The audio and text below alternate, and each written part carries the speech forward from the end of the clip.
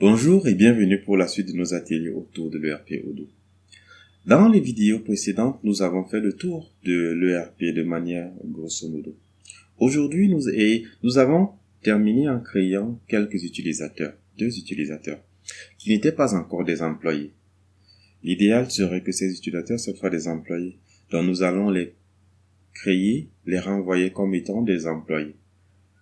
Et cela nous permet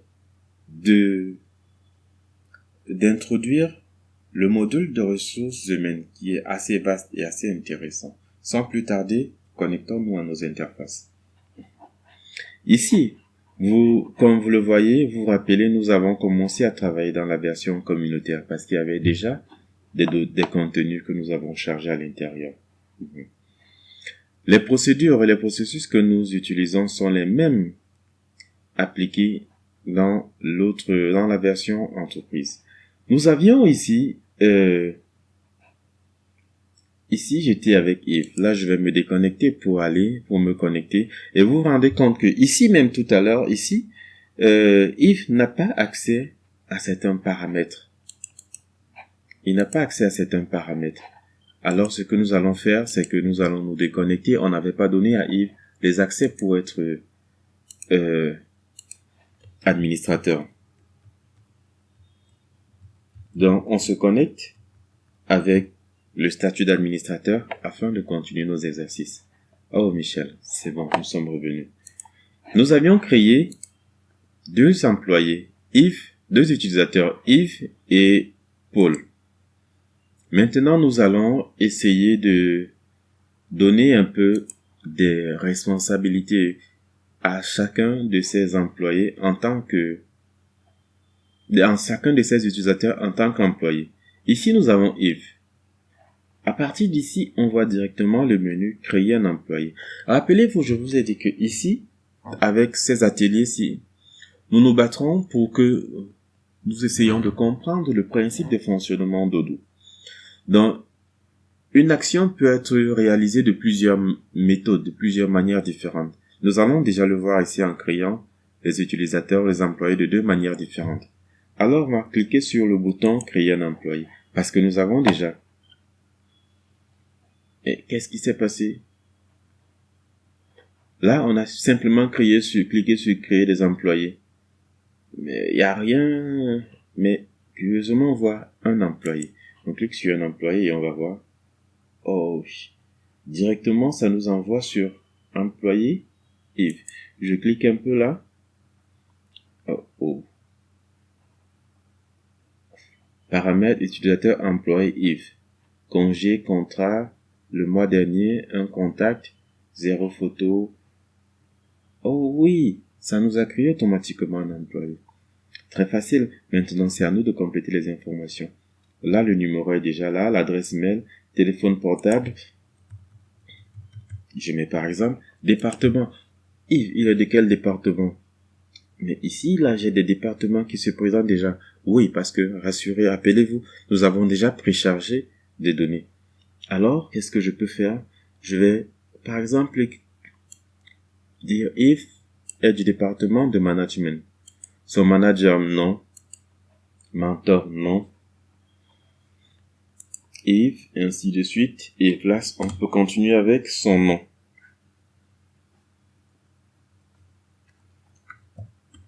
Par exemple.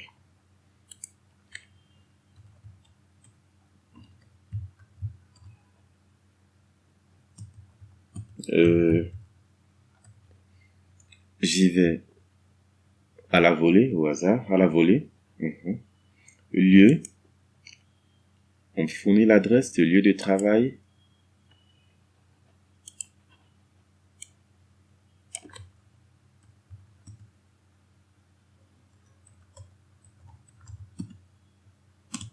On me demande de créer. Oui, je crée de manière à ce que ça puisse être réutilisé par d'autres lorsque vous allez effectuer d'autres opérations. Validateur. Ah, ok, validateur. Note de frais. Qu'est-ce qu'une note de frais? Imaginez Yves en tant que responsable de vente ou alors en tant que responsable de vente peut engager des dépenses dans le cadre d'une de ses visites. Il rencontre deux amis qui sont des clients potentiels et les amène au restaurant pour le compte de l'entreprise. Alors, il est en train de démarcher de nouvelles opportunités. Il fait des dépenses, mais étant donné que ces dépenses sont pour le compte de l'entreprise, c'est naturel qu'il se fasse rembourser. Mais il ne va pas simplement venir à l'entreprise et dire que j'ai dépensé un élément et aller à la comptabilité. Non, il faudrait que son supérieur hiérarchique, s'il y a, puisse valider. Mais étant donné que Yves ici est un responsable, on ne met rien. Note de frais, congé, c'est son responsable encore. Quel est son responsable qui va valider ses congés? Rien, personne. Donc, c'est lui qui va valider ces deux éléments, donc on ne met rien. Horaire, il travaille 40 jours, fuseau horaire, Lagos, on va dire non, voilà. Ok. Voilà par exemple un employé qui a été créé et vous vous rappelez ce petit bouton enregistrer. On enregistre. On pourrait même mettre la photo de Yves. Oui. Là, on a vu comment créer un employé très facilement.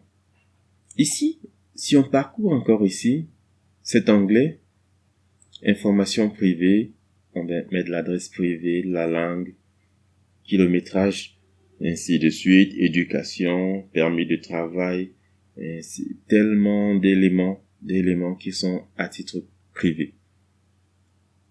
Alors, ce sont des éléments que je vous invite ici à remplir et voir un peu comment ça se trouve. Maintenant, paramètres RH. Statut, c'est un employé déjà. Type. Vous vous rendez compte que là, il y a des champs qui sont déjà enregistrés. Comment est-ce que ces champs ont été faits pour être enregistrés? Ça, c'est ce que nous verrons dans le module de ressources humaines, puisque nous y sommes déjà. Utilisateur lié. Ah, ok, l'utilisateur lié. Rappelez-vous, nous avons commencé par créer l'utilisateur. C'était l'utilisateur Yves. Et à partir de cet utilisateur, on a donc généré cet employé. Donc ici, utilisateur lié, c'est la possibilité qu'il aura de se connecter dans l'interface. Alors, un employé qui ne se connecte pas dans l'interface n'aura forcément pas d'informations ici. Donc, son nom ne figurera pas ici. La paye, ah ok, et ainsi de suite. Idée de badge. Et, chose curieuse, chaque fois que nous faisons des opérations, nous effectuons nos opérations, on se rend compte qu'il y a, là, ici, des éléments qui s'enregistrent automatiquement. Enregistrons par exemple. Là, on ne peut plus enregistrer parce qu'il n'y a rien qui a été fait. Mais si je changeais ce numéro de téléphone là,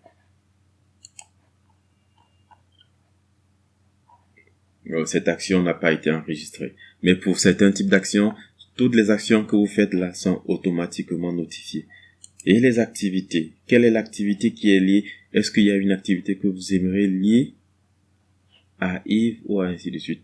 Non. Alors, baladez-vous dans l'application, essayez de voir un peu comment ça se présente, essayez de faire des tests, exercez-vous. C'est ça le but de notre formation aujourd'hui. Ce n'est pas de vous montrer exactement comment faire ceci. Là, on vous a montré comment créer un employé d'une certaine manière, comment créer un employé, comment créer un utilisateur. Maintenant, on va un peu regarder comment créer un employé, mais d'une autre méthode. Alors, pour cela, on revient sur notre tableau de bord et on va chercher le menu, le module employé. Il est là. Employé. Oh, il y avait déjà certains employés. Alors, on va cliquer sur Nouveau. Et si je revenais même en arrière ici, vous voyez qu'il y a la possibilité de choisir en administration, en management, on a notre Yves, service professionnel. Donc là, voilà tous les départements qu'il y a dans notre entreprise. Comment configurer les départements? C'est simple, je vous le montre rapidement. Configuration, département, lieu de travail, raison, poste de travail, type d'emploi, plan d'intégration, ainsi de suite. Donc vous pouvez créer autant de départements que vous voulez. Exemple de département.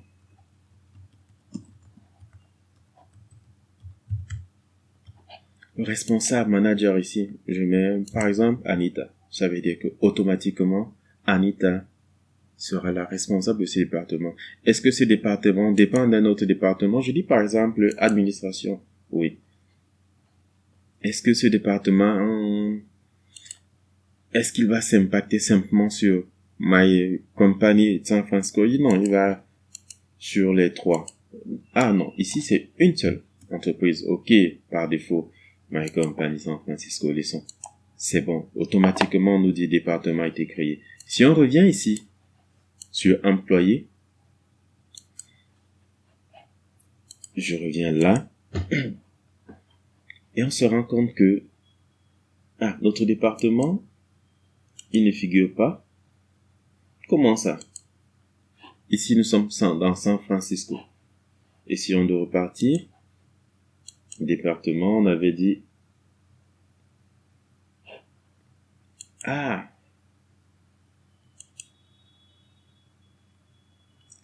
je suis entré dans une autre entreprise. Département, il n'y a rien là-bas. Pareil. Là, ce que vous êtes en train de constater, c'est que je quitte d'une entreprise à l'autre. San Francisco. Département, admission, ainsi de suite. Qu'est-ce qui se passe? Bon, on va créer un autre département, je sais pas ce qui s'est passé. Si, je sais pas ce qui s'est passé, exemple de département. Manager, on va prendre Audrey, et ainsi de suite. Département, on ne met pas le département par an, on va laisser un peu comme ça. Ok, nous sommes dans San Francisco. Alors si je viens dans la liste des départements, exemple de département, il est bien là. Employé, mais il ne figure pas encore ici. Oui, c'est normal parce qu'il n'y a pas encore d'employé dans ce département. Alors on va créer un nouvel employé. On avait notre employé Paul.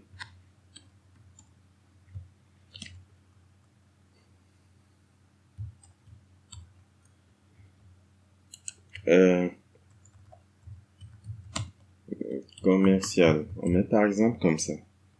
Donc, j'espère que c'est là. On va prendre un département. On a exemple de département de tout à l'heure. Oui. Vous voyez, automatiquement, on a Audrey Petersen. Mais nous, ce que nous voulons, c'est qu'on avait management. Notre département de tout à l'heure. Et on avait dit que le responsable on va dire que le responsable de Paul, c'est Yves de tout à l'heure.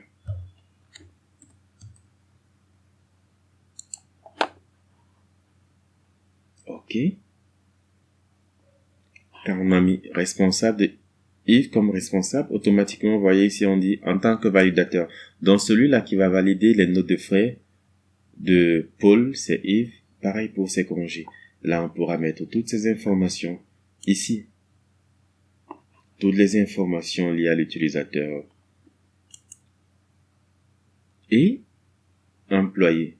Vous constatez que ici, utilisateur lié, rien ne s'affiche. Oui, parce que ici, nous avons d'abord comment? Nous avons créé les éléments de manière dissociée. Alors, c'est qu'il nous faut simplement pour permettre à Yves de se connecter, à Paul, pardon, de se connecter. Nous allons choisir l'utilisateur Paul que nous avons créé précédemment.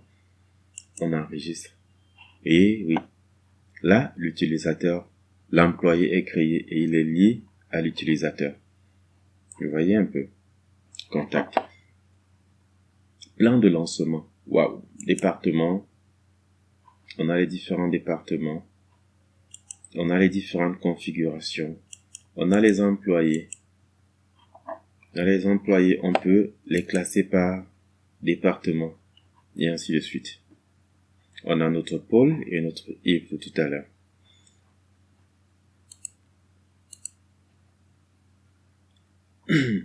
Si on regarde là, vous voyez que l'organigramme chez Yves, on dit Yves est responsable et Paul est assistant. Intéressant, n'est-ce pas? Alors, je vous recommande de vous y attarder quelques instants et voir comment est-ce que vous pouvez créer des employés. Dans la prochaine vidéo, nous verrons comment créer un contrat, par exemple, pour Yves ou pour Paul. Et la suite, vous le ferez. Au revoir et à très bientôt.